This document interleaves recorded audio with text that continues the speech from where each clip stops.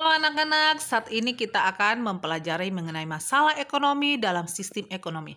Masalah ekonomi terkait dengan tiga hal. Yang pertama, jenis dan jumlah barang yang diproduksi seberapa banyak, cara memproduksinya bagaimana, dan pendistribusiannya bagaimana.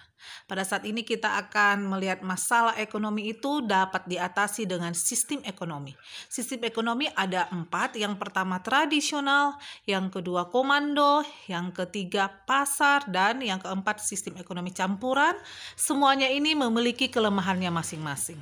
Nah, saat ini kita akan melihat ciri-ciri sistem ekonomi yang pertama, yaitu ekonomi tradisional. Ciri-cirinya itu teknik produksinya bersifat sederhana, yang kedua hanya sedikit menggunakan modal. Yang ketiga, pertukaran dilakukan dengan sistem barter, belum mengenal pembagian kerja, masih terikat dengan tradisional, dan tanah merupakan tumpuan kegiatan produksi dan sumber kemakmuran.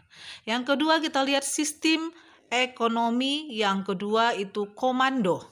Ciri-ciri yang pertama adalah semua alat dan sumber daya produksi dimiliki oleh negara. Yang kedua, pekerjaan ditentukan oleh pemerintah. Ketiga, kebijakan perekonomian diatur oleh pemerintah. Di sini semua diatur oleh pemerintah ya. Yang ketiga itu sistem ekonomi pasar. Ciri-cirinya masyarakat bebas memiliki sumber produksi.